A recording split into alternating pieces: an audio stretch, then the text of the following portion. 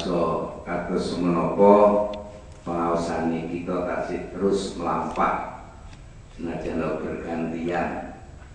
Ning di malam Selasa jarene Pak Haji Sofwan, Pak Kiai Sahlan ijina. Terus saderenge Kiai Hafabi saniki genti kula ijina. Sing penting panggah ngaos. Saderengipun kula nerasaken bab bahayane lisan. Niki dalu niki tanggal gangsal welas Dzulhijjah.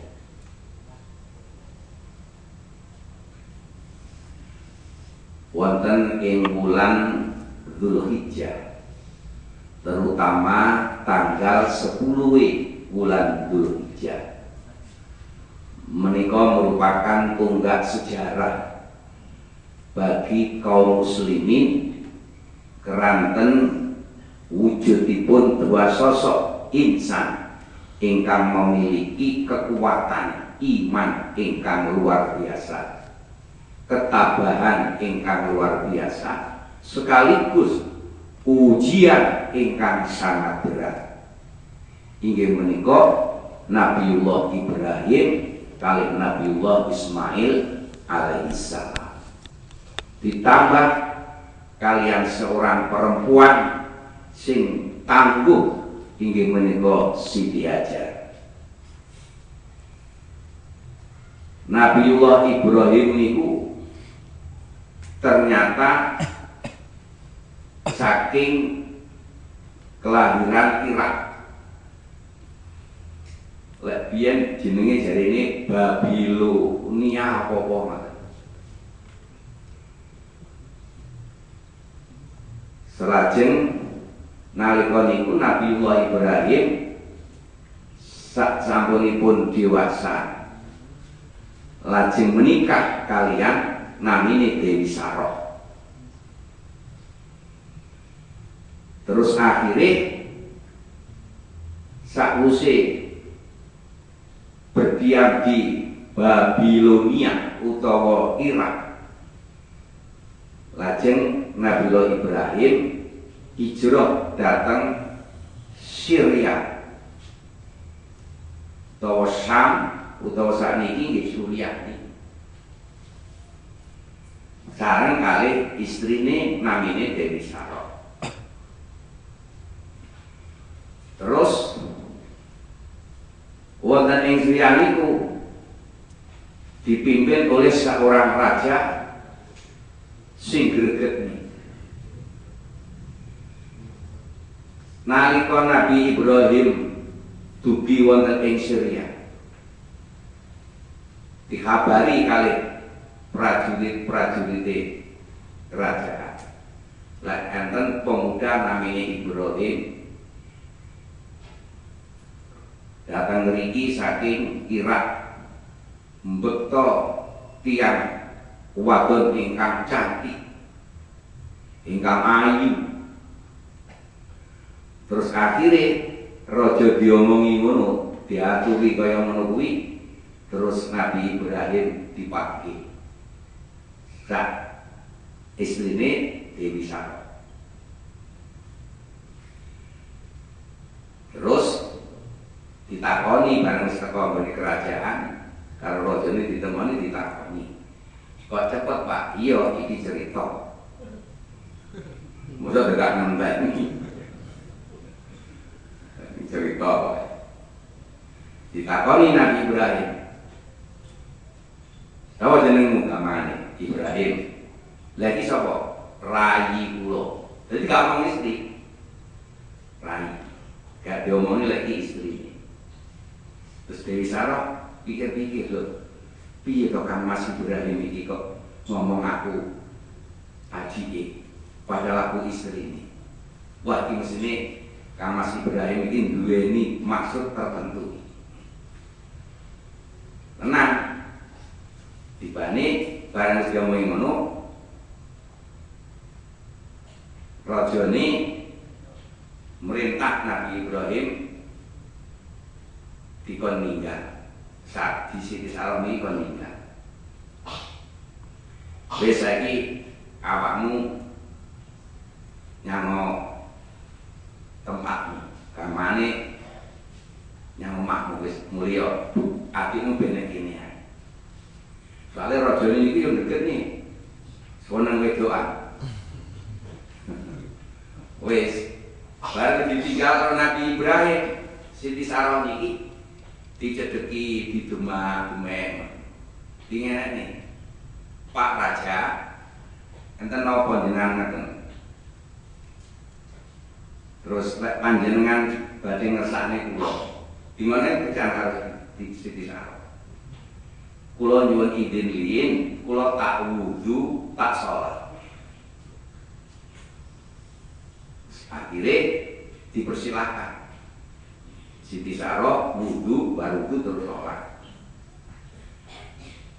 Terus bar salat niku terus langsung Siti Sarah, Dewi Sarah niki matur dateng kerajaan niki. Pun Pak Raja, kula pun sholat, pun wudu, pun sholat. Saniki panjenengan badhe ngersakne kula napa? Lah nyapa nek Kak arep ngarep ning ngoten niku. Terus akhirnya nyedek Pak. Rajane niki nyedek dateng Siti Sarah. Di arepe demek niku geblak langsung. Lebat kelenger. Wis gak kelingan apa-apa. Terus diusung karo punggawane kerajaan digawa nyang kamare. Bareng ngoten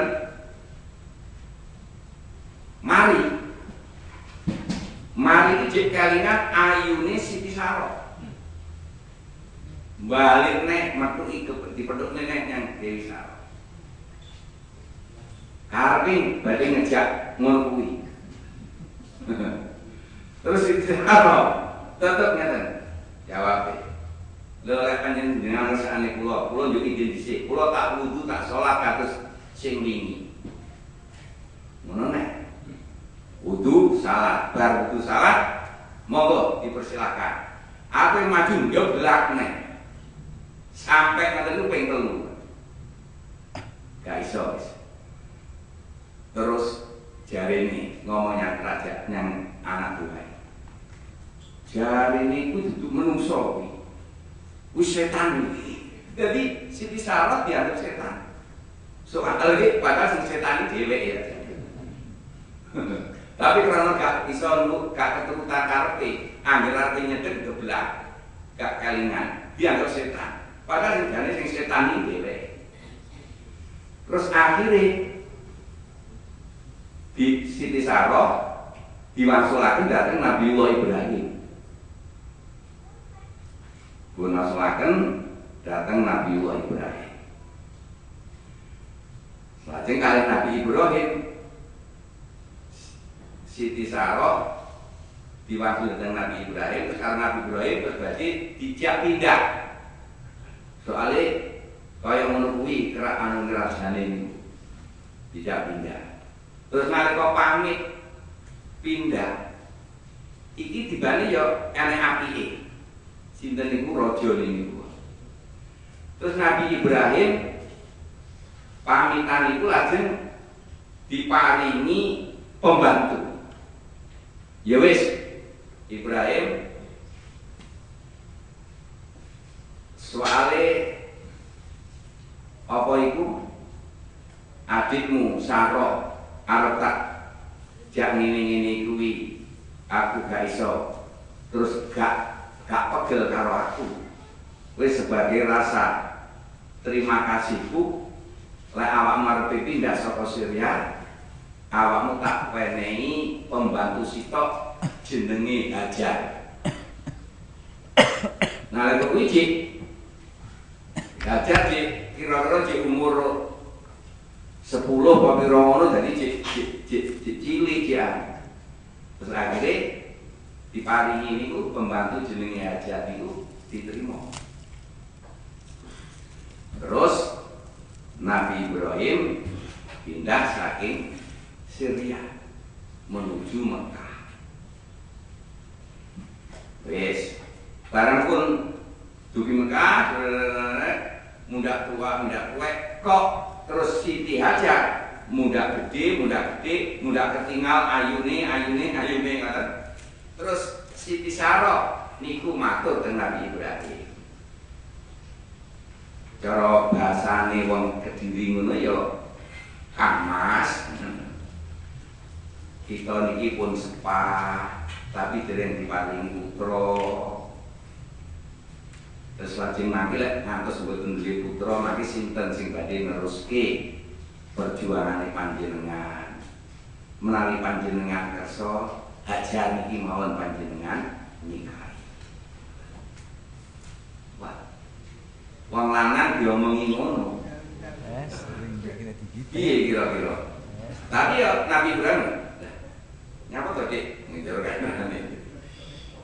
Aku bakal cinta karo sampeyan karo suliramu. Tapi kan kula mboten saged maringi keturunan.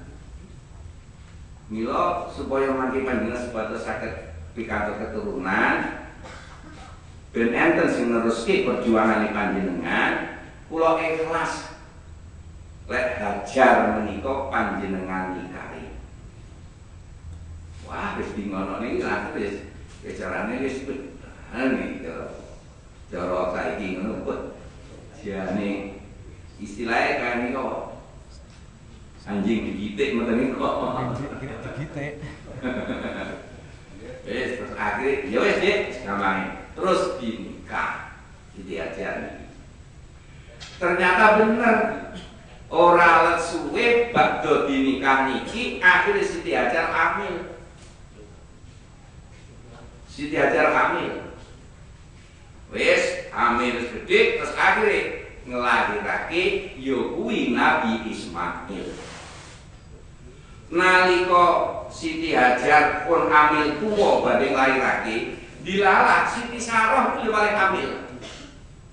Siti Saroh itu paling hamil. Terus akhirnya Siti Hajar nglahirake Nabiullah Ismail.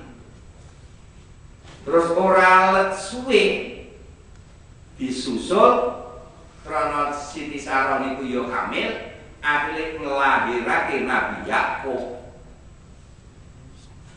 Jadi akhirnya putrane Nabi Ibrahim loro niku saka ibu loro, yaiku Nabiullah Ismail kalih Nabiullah Ishak.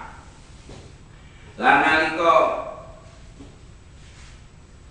diparingi Nabiullah Ismail niku Siti Hajar wis bungai Nabi Ibrahim wis ora karuan. Saking pingine wis suwi kok diparingi niku, Masya Allah. Nah wis iki ceritane Nabiullah Ismail karo Siti Hajar karo Nabi Ibrahim. Lajeng kira-kira umur setahun apa pira ngoten terus karo Nabi Ibrahim ditinggal teng Sama. Ya kuwi terang dia ngindani Siti Saroh. Terus Nabiullah Ismail karo ibuke teng Mekah. Wis disiapi mangane iki engko banyune jadute. Akhire krana adoh sampai persiapane telas Nabi Ibrahim dereng rawuh. Padahal diletakkan di wadin ghairi di zar'in inda baitil muharram. Ya kuwi ditekak dideleh ana ing lembah antawisipun Gunung Safa lan Marwah. Terus akhirnya bareng wis inumane telas, persiapane telas, terus Siti Hajar mlaku golek banyu.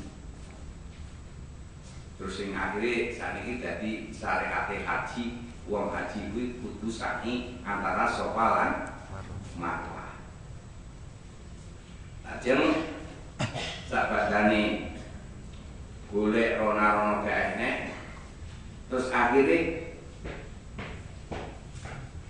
Allah ngutus malaikat Jibril alaihi salam. Terus kalau Allah suwiwine malaikat Jibril niki salah sijine diencep nih teng tanah antawisipun sebelah sofa marmar niku, terus akhirnya mengeluarkan air sumber, terus akhirnya sing dadi sumur Zam-Zam niku setengah keterangan. Sing keterangan sing itu saking nangisnya Nabiullah Ismail, terus mancal-mancal nungkak-nungkak si kejate niki, terus akhirnya karo Allah dikersakne dikok sumber. Enek sing timbule sumur Zam-Zam niku. Enek sing nerani lek kuwi saka krencal-krencalane sikile Nabiullah Ismail geduk-geduk nikahe nalika ditinggal ibune nangis golek banyu, terus akhirnya saka gedukane kecek niku karo Allah ditokne dalan sumber banyu. Jadi sing terus akhirnya dadi sumur Zam-Zam niku. Wis bareng wis oleh banyu seneng. Terus enek tiang saking kelompok jenenge suku Jurhum niku saking aslinya saking Pakistan.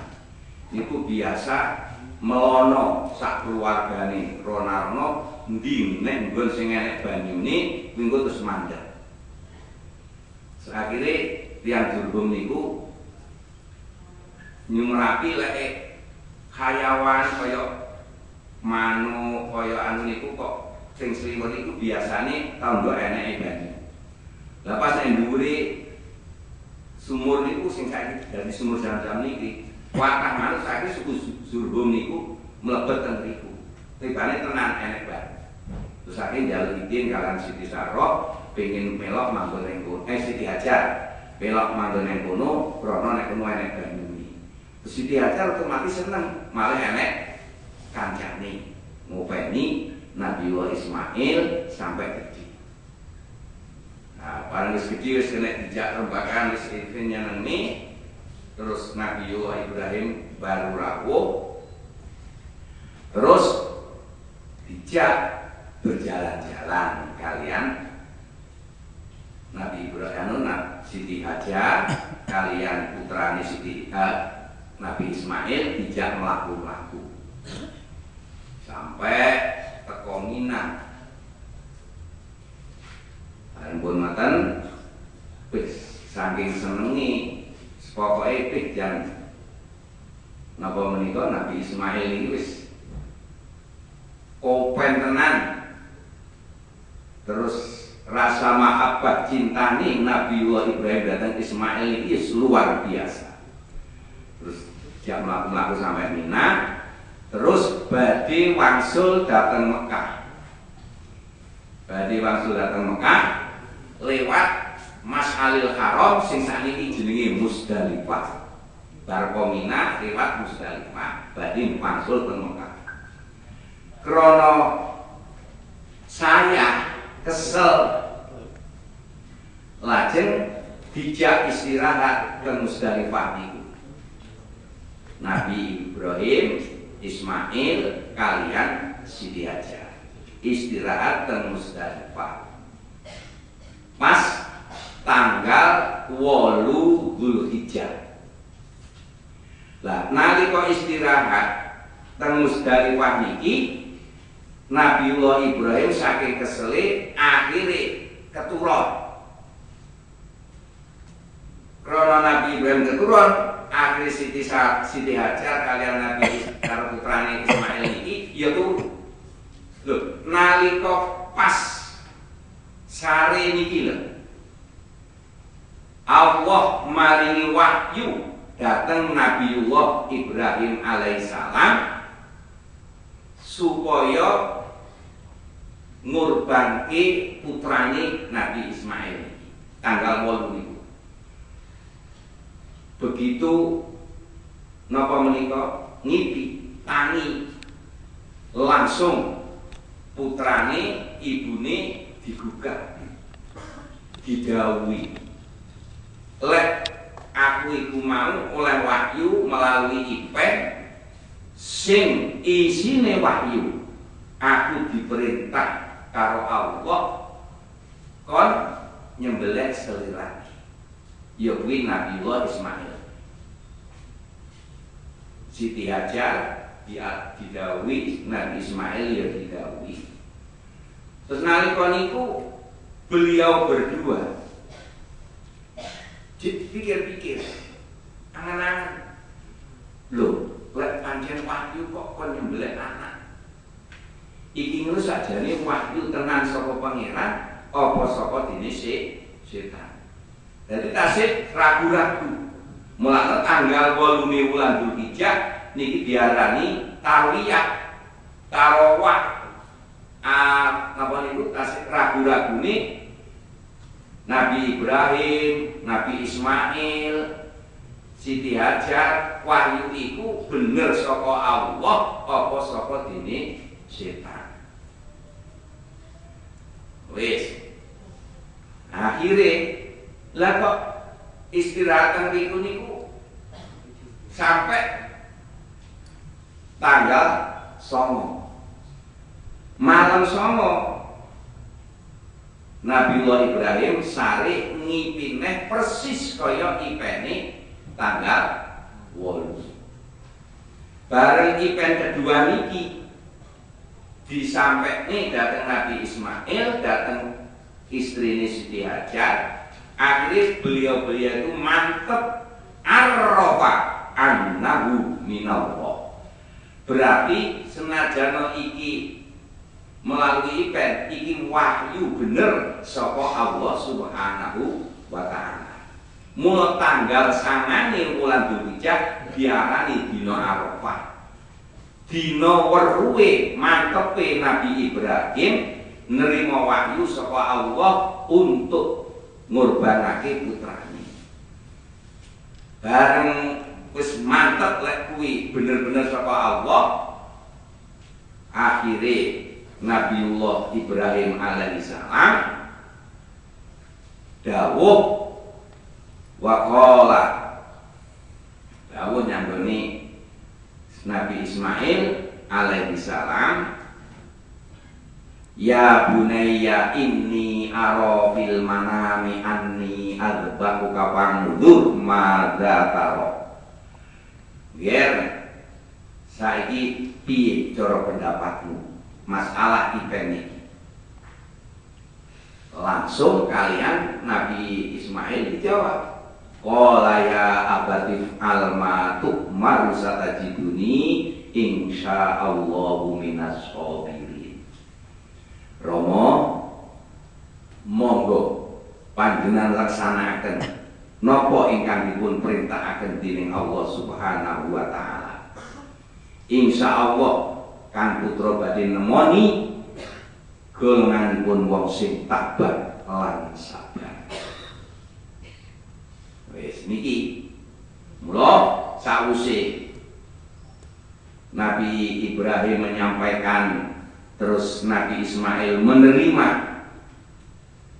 lajeng jak langsung malih boten langsung tengkah, tapi wangsul tanggal 10 ya kuwi dateng Mina badhe melaksanakan perintah niku wau. Falamma aslama wa tallahu lil jabini wa nadainahu ayya Ibrahim qad saddaqta ru'ya inna kadzalika najzil muhsinin. Jadi terus akhirnya dilaksanakan kalian Nabiullah Ibrahim saderenge nggih dipun persiapaken alat-alat sing kangge melaksanakan itu. Begitu disiapne wis Nabi Ismail wis disalani teng pangkuan pupune Nabi Ibrahim pun badhe dipun napa menika laksanaken. Terus akhire enten dawuh ya Ibrahim qad saddaqta ru'ya. Ibrahim, awakmu wis temen melaksanakan perintahku, melaksanakan hasil wahyu ru'ya oleh weruh Kuwi mula saka kuwi saiki gak perlu terjadi penjagalan manusia. Iki lho tak wae ganti. Terus Nabi Ismail diambil terus diganti kali domba. Niku isine pelaksanaan korban itu ternyata bukan manusia sing nggih korban, tapi adalah binatang. Niki saking ketabahane ketiga beliau Nabi Ibrahim, Nabi Ismail, Siti Hajar. Terus saking bungahe, saking marmi ternyata ingkang dipun laksanakaken kangge kurban boten Nabi Ismail, tapi domba gantian sing diparingi kalih Allah Subhanahu wa taala ingkang dipun bekta kalian malaikat Jibril. Akhirnya Nabi Ibrahim menyampaikan Allahu Akbar, Allahu Akbar, Allahu Akbar. Disaut kalian Nabiullah Ismail, La ilaha illallah wallahu akbar. Disaut maneh kali Siti Hajar, Allahu Akbar walillahil hamd. Akhirnya jadi takbir. Jadi saking terima kasih. Ini berarti napa menika? Sosok manusia yang memiliki kekuatan iman, ketabahan dalam menerima cobaan lan ujian saking Allah Subhanahu wa taala. Mula saka kuwi wong iki lek pancen cinta tenannya Allah Subhanahu wa taala, tiyang menika kudu siap bener menghambakan diri dhateng Allah Subhanahu wa taala. Nabiullah Ibrahim sing nalika dihadapkan kalian Raja Namrud, sing rajane niki adigang kon nyembah berhala, sampai ramane Nabi Ibrahim ya kuwi sinten menika?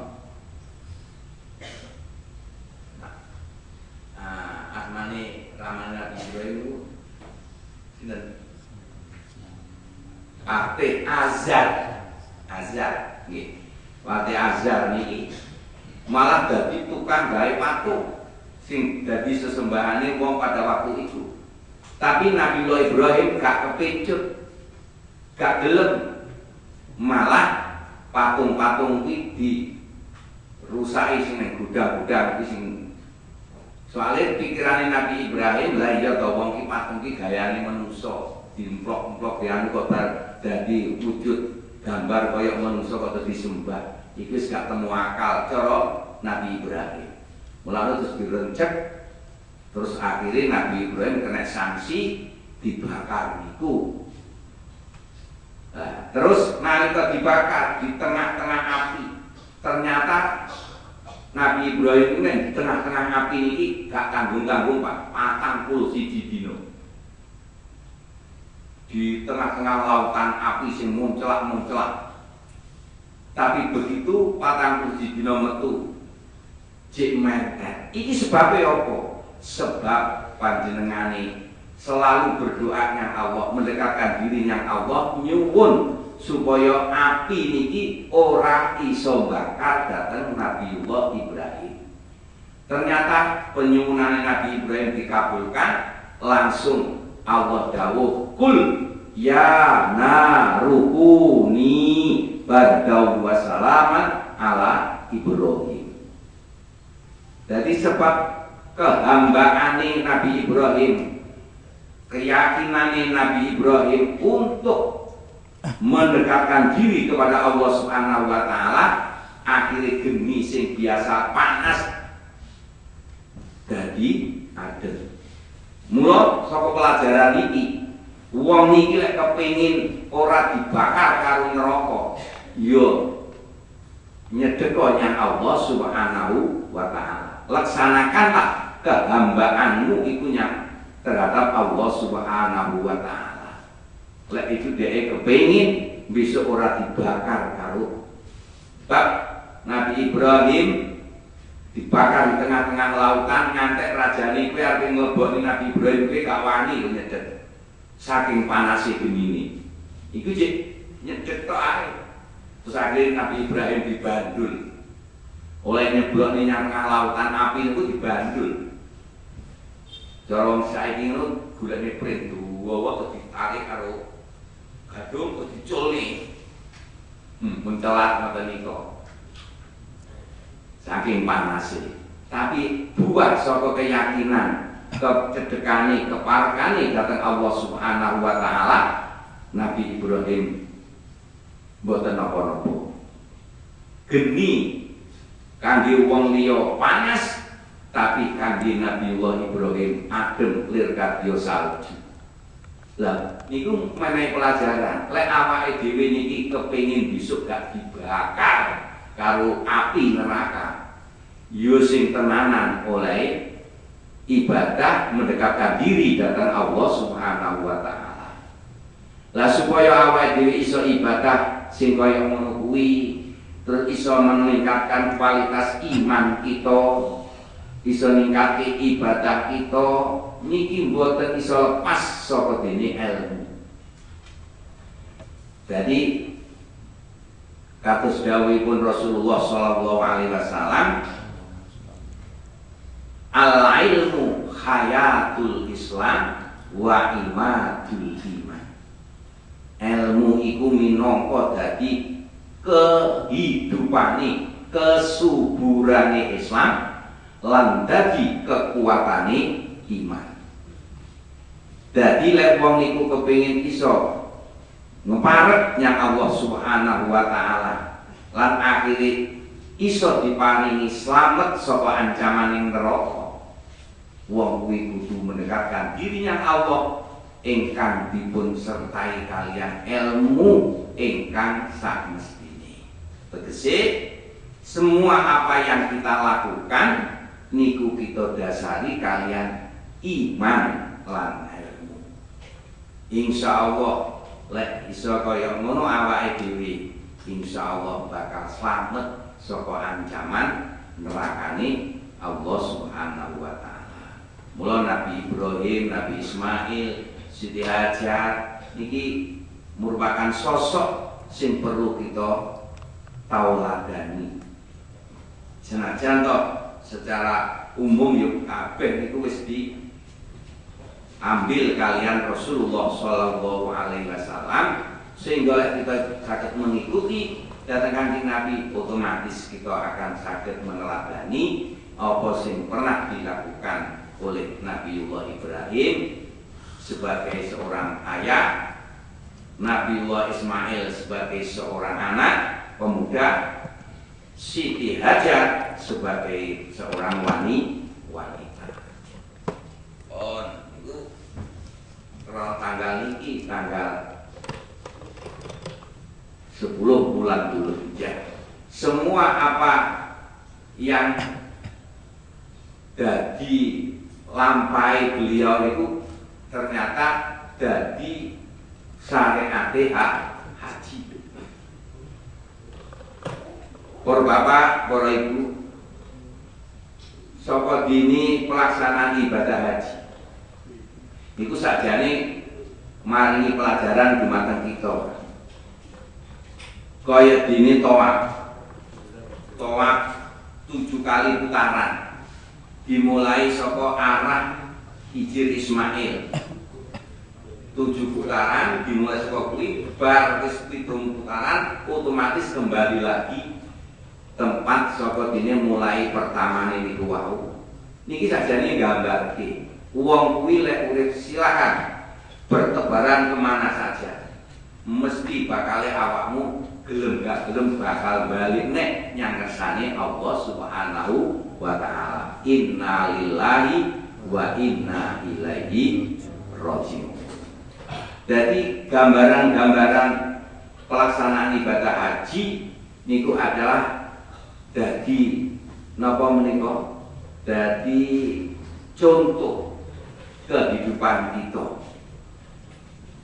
Terus nalika napa menika? Wukuf teng Arafah wis gak berduri jenderal, kopral, sugih, melarat, ayu, ganteng kabeh kumpul teng Arafah. Tur pakaiane padha. Wis gak enek bedane sing sugih sing gak duwe kabeh padha pakai. Iku menunjukkan bilih manungsa menika di hadapane Allah itu adalah sama, kecuali sing diwenehi titel sing mulya kuwi sing inna akramakum indallahi atqakum. Jadi itu nuduh nih bilih manusia itu sajane di hadapan Allah niku sing tinggi sing mulya niku hanya iku mung sing duweni takwa nya Allah Subhanahu wa taala. Pramila supaya wong iki duweni takwa sing bener nya Allah Subhanahu wa taala, mila tiyang niki kudu melaksanakan apa sing dadi tugas kewajibane sebagai manusia. Ya kuwi sebagai hamba Allah melaksanakan ibadah yang Allah. Lah tiyang ibadah datang Allah Subhanahu wa taala niki cara pendapatnya Abu Bakar Siddiq radhiyallahu taala anhu. Al-ubatu ala salasati aqsam. Wong ibadah yang Allah niku terbagi menjadi telu. Siji enek sing simpun sak kelompok ibadah yang Allah Subhanahu wa taala niki ala sabilil khauf. Enek wong sing ibadahnya Allah iki krana wedi dateng ancamane Allah Subhanahu wa taala.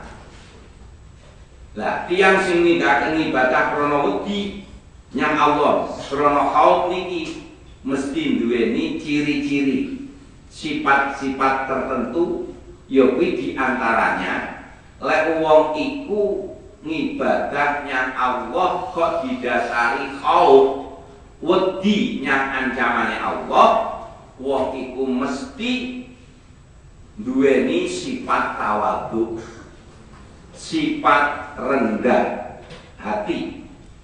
Sehingga dengan sifat tawadhu ini dia merasa bila apa sing wis dileksanake amal ingkang dipun leksanakaken sepinten katahe niku dereng nyucuk lek dibandingi karo nikmat-nikmat sing diparingi kalih Allah. Krana dheweke niki rumangsa lek urung seimbang ngamali niki dibandingi karo nikmate Allah, terus akhire dheweke terus berusaha untuk meningkatkan amal, meningkatkan ibadah yang Allah krana rumangsa lek amal ibadah ini lek dibandingi karo nikmate Allah dereng nyucuk. Niki termasuk sifat sing dimiliki wong sing ngibadahnya Allah krana wedi karo ancamane Allah. Terus nomor loro enten kelompok sing ibadah niki krana ala sabilir roja, ngibadah krana kepingin oleh kawelasan rahmate Gusti Allah. Lelek wong niki ngibadah kepingin oleh kawelasane Allah Subhanahu wa taala, iki ya duweni sifat sing dimiliki tiyang menika. Dadi dheweke selalu berusaha untuk melaksanakan tugas kehidupan ini, melaksanakan amar ma'ruf nahi anil munkar kepada siapapun, sehingga menawi dheweke nyumerapi hal-hal sing kirang prayogi, lek dheweke niki enten kesempatan dan mampu, dheweke mesti melaksanakan senajan itu beresiko. Ya kuwi ngajak wong supaya wong kuwi tumindak sing apik dalam rangka amar ma'ruf nahi anil munkar. Walhasil wong niki lek ngibadahi niku dalam tingkatan ala sabili roja, dalam kepingin oleh kawelasane Allah Subhanahu wa taala, wong niku mesti seneng ngajak nyang wong liya dumateng perkawis ingkang sae. Iki sesuai kalih inna rahmatallahi qaribum minal muhsinin. Terus sing kaping 3 enten tiyang niku ngibadah ala sabilil hub. Ngibadah yang Allah niki namun krana didasari rasa cinta yang Allah. Dadi gak krana wedi karo siksane Allah, gak krana kepingin oleh swarga, tapi kepingin oleh kesenangan saking Allah Subhanahu wa taala. Dadi wong kuwi lek ngibadah krana didasari hub cinta. Apapun berarti krono kecintaan itu mesti dilaksanakan. Jadi siap menerima apapun saka sing dicintani iki. Sesuai kali dawuh Kanjeng Nabi, man ahabba syai'an fa huwa abdu. Sapa wong sing cinta terhadap sesuatu mesti dhewe siap dadi kawulane sesuatu kuwi. Dadi lek dhewe niku cinta tenanan yang Allah Subhanahu wa taala, dhewe mesti siap untuk melaksanakan apa sing dadi kesenengane Allah Subhanahu wa taala. Apapun berarti kuwi tingkatan sing niku tingkatane wong sing top tenan, Pak. Dadi wis ora ngreken karo penilaiane wong, wis gak ngreken karo pokoke Allah ngersakne ngene kudu tak laksanakne.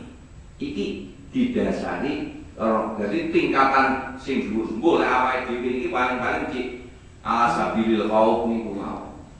Sabilil khauf niku lek iso diterke tenan awake dhewe wis hebat lho, Pak. Wis hebat.